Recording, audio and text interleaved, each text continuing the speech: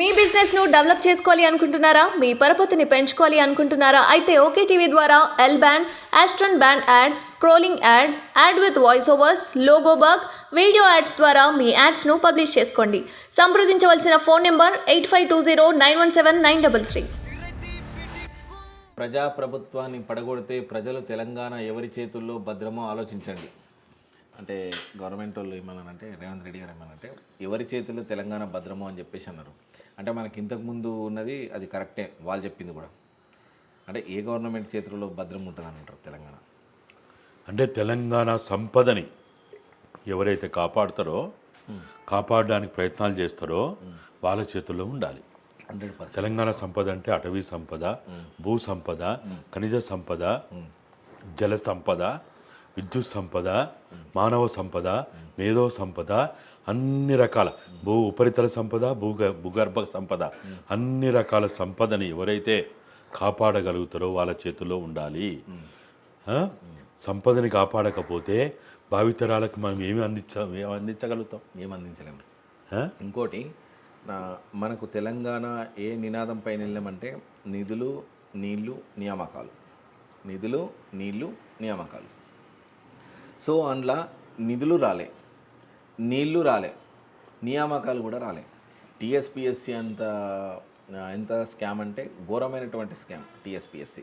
9 ఏళ్ల పాలనలో ఇప్పటి వరకు టీఎస్పిఎస్సిలో ఒక పోస్టు పడలేదు. నిరుద్యోగులు చాలామంది ఆత్మహత్యలు చేసుకున్న రోజులు ఉన్నాయి. ఇప్పటికి కూడా కొంతమంది రోడ్లపైన తిరిగే పరిస్థితి వచ్చింది. ఈ టీఎస్పిఎస్సికి అసలైన బాధ్యులు ఎవరు అంటారు మీరు? అంటే తెలంగాణ వచ్చిన తర్వాత టీఎస్పిఎస్సి అనేది నియామకాలు చేపట్టలేదు, అన్ని లొసగులే, స్కామ్లే. ఇప్పుడు ఏ వ్యవస్థ సక్రమంగా నడవకున్నా ఆ ప్రభుత్వ బాధ్యతే ఉంటుంది. ప్రభుత్వం అంటే మళ్ళీ క్యాబినెట్, ముఖ్యమంత్రి బాధ్యతే ఉంటుంది. వ్యవస్థలు ఏమైనా తప్పుడు మార్గాల్లో చేస్తున్నప్పుడు, తప్పుడు పనులు చేస్తున్నప్పుడు, చట్ట వ్యతిరేక పనులు చేస్తున్నప్పుడు దాన్ని గాడిలో పెట్టాల్సిన బాధ్యత ఎవరి మీద ఉంటుంది? క్యాబినెట్ మీదే ఉంటుంది. క్యాబినెట్ మీద ఉంటుంది.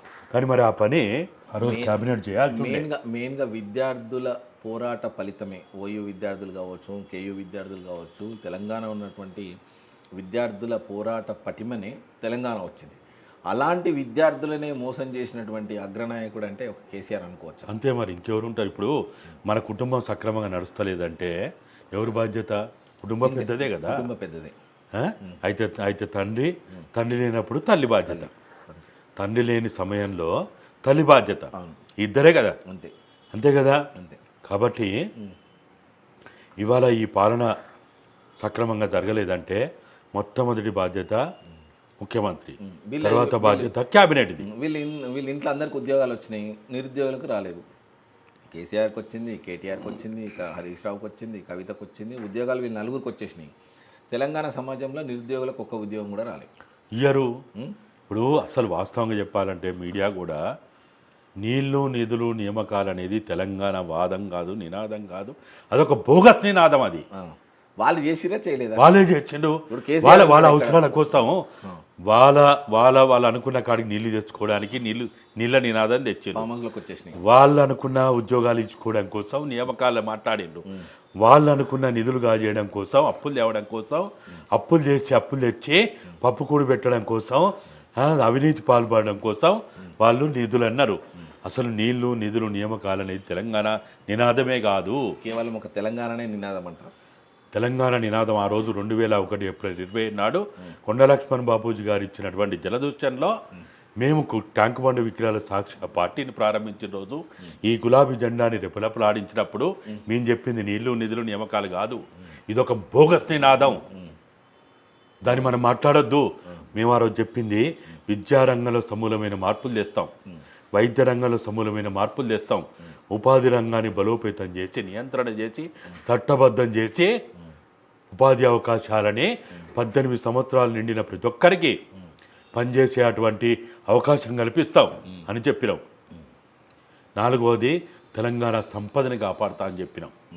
5వది సెల్ఫ్ రెస్పెక్ట్తో కూడిన పాలన ఇస్తా అని చెప్పినాం. ఈ 5 చెప్పినాం కానీ ఏ ఒక్కటి పూర్తి కాదు, 10% కాలే. ఈ వీటిని పక్కదారి పట్టేయడానికే, వీటిని తెరమరుగు చేయడానికే ఈ దరిద్రపు పనికి మాలిన నీచమైన కుట్రలు భాగంగా నీళ్లు నిధులు నియామకాలని యాస ప్రాసతో కూడినటువంటి నినాదం పట్టుకొస్తే ఇక మనం కూడా దాన్ని మాట్లాడుకుంటూ వాళ్ళ భజన చేస్తూ మనం కూడా వాళ్ళ కుట్రలు మనం కూడా బలైపోయినాం. ఇప్పటికైనా నీళ్లు నిధులు నియామకాలు కాదు, మనకు కావాల్సిన అన్న నియామకాలు అంటాం అనుకో. 30 లక్షల నిరుద్యోగులు ఉన్నారని అందరూ మాట్లాడిండ్రు, ప్రతి ఒక్క మీడియా మాట్లాడింది, పాలకులు మాట్లాడిండ్రు, ప్రతిపక్షం అందరూ మాట్లాడిండ్రు. అది వాస్తవం కూడా, ఎందుకంటే అక్కడ రికార్డు ఉంది, అక్కడ రికార్డే ఉంది కదా. 30 లక్షల్లో ఇస్తే సస్తే ఎన్ని ఇవ్వగలుగుతారు? 2 లక్షల ఉద్యోగాలు ఇవ్వగలుగుతారు. మరి 28 లక్షల మంది ఏం కావాలా? వాళ్ళ జీవితాలతో ఆడుకోవడానికి కోసమా? అంటే ఇప్పుడు ప్రైవేట్గా ఇన్ఫ్రాస్ట్రక్చర్స్ ఉంటాయి, ప్రైవేట్ కంపెనీస్ ఉంటాయి, సాఫ్ట్వేర్ కంపెనీస్ ఉంటాయి. అంటే మొత్తం ప్రభుత్వ రంగం కాకుండా ప్రైవేట్ రంగంలో కూడా కొన్ని ఉద్యోగాలు సృష్టించాలి కదా. ఆ సంపద ఎక్కడ పోతుంది, ఆ సృష్టి ఎక్కడ పోతుంది? అదే అడుగుతున్నది. ఉపాధి రంగాన్ని బలోపేతం చేయాలి. మనది వ్యవసాయ ఆధారిత సమాజము, మనది వ్యవసాయ ఆధారిత ప్రభుత్వం, మన దేశం ఇది. వ్యవసాయ ఆధారిత పరిశ్రమలు ఏర్పాటు చేయాలి. ఒక ఐటీ మీద ఆధారపడితే ఒక 10 ఏళ్ళ తర్వాత బువ్వ దొరకదు. అంటే కిలో బియ్యము 100 రూపాయలు దాటిపోతే కూడా ఆశ్చర్యం లేదు. కరెక్ట్. కాబట్టి ఇవాళ మనం చేయాల్సింది కుటీర పరిశ్రమలు ఏర్పాటు కావాలి, వ్యవసాయ ఆధారిత పరిశ్రమలు ఏర్పాటు కావాలి, ఉపాధి రంగాన్ని బలోపేతం చేయాలి. కాబట్టి ఇవి చేయడానికి ప్రభుత్వం ప్రణాళికలు చేయాలనేది మేము ఆ రోజు అన్న ఇప్పుడు మీకు తెలుసు కదా, ఈ మిషన్ కాకతీయ అని మొదలుపెట్టారు కదా వీళ్ళు. మిషన్ కాకతీయని లెక్క చేశారు. మేము చెప్తున్నా, నేను ఈరోజు కూడా మీ ద్వారా నేను చెప్తున్నా, 2000 సంవత్సరంలో మన గౌరవ మొట్టమొదటి శాసనసభ స్పీకర్గా ఉన్నటువంటి వసనాచార్య గారి దగ్గర, ఆయన దగ్గర ఉన్న పుస్తకాల్లో ఉంటుంది, ఇప్పటికి ఉంటుంది. మిషన్ కాకతీయని 2000 సంవత్సరంలో గొలుసుకట్టు చెరువుల మరమ్మతుని తెలంగాణ అత్యంత సంపద అయినటువంటి కాకతీయుల కాలం నుంచి ఉన్న గొలుసుకట్టు చెరువులని మరమ్మతు చేయాలనేది మీరు ఇచ్చింది కూడా మేము ఒక పాంప్లెంట్ల రూపంలో మేము అసెంబ్లీలో తీసుకున్నాం. 2001, 2002, 2003లో మేము తీసుకున్నాం. అది చూసినాం కూడా అప్పుడు కూడా. నేను అందుకే మీరు చెప్పకముందే నేను కాకతీయుల కాలం నాటిదని చెప్పేసి అన్నా. అది ఇంకోటి కూడా, ఇప్పుడు ఈ కాళేశ్వరం కావచ్చు, మల్లన్న సాగర్ కావచ్చు, కొండపోచమ్మ, ప్రతి చెరువును జలకళతోటి చూపిస్తా, ప్రతి చెరువుకు ఒక కాలువ తీసా, చెరువును నింపుతా, పూర్వ వైభవాన్ని తీసుకొస్తా అన్న కేసీఆర్ ఒక్క కాలువ కూడా ఇంతవరకు కంప్లీట్ కాలే. ఈవెన్ గజ్వెల్ కాన్స్టిట్యున్సీలోనే ఒక్క చెరువులకు కూడా నీళ్లు ఇప్పలేదు. దీన్ని ఎలా చూడొచ్చు? అసలు మన వాస్తవంగా చెప్పాలంటే కాలువలు, మల్లన్న సాగర్ రైతులు ఏది అవసరం లేదన్నా. ఇప్పుడు మన దగ్గర సుమారు 900 నుంచి 1150 సెంటీమీటర్ల వర్షపాతం నమోదవుతున్నది ప్రతి సంవత్సరం. ఇది ఒక్క సంవత్సరం కాదు, ఒక 20 సంవత్సరాల రికార్డు తీయండి, ప్రతి సంవత్సరం ఇది అవుతున్నది. ఇప్పుడు సపోజ్ మీరు ఉన్నారు షామీర్పేట, గజ్వేల్లో కురిసిన వర్షపాతము, వర్షాధార జలాలు అవి ఎక్కడికి పోతున్నాయి? స్టోరేజ్ చేయాలి. ఎక్కడికి పోతున్నాయి? అక్కడున్న చెరువు కాలువల ద్వారా, ఉపనదుల ద్వారా కృష్ణానదిలో పోతున్నాయి.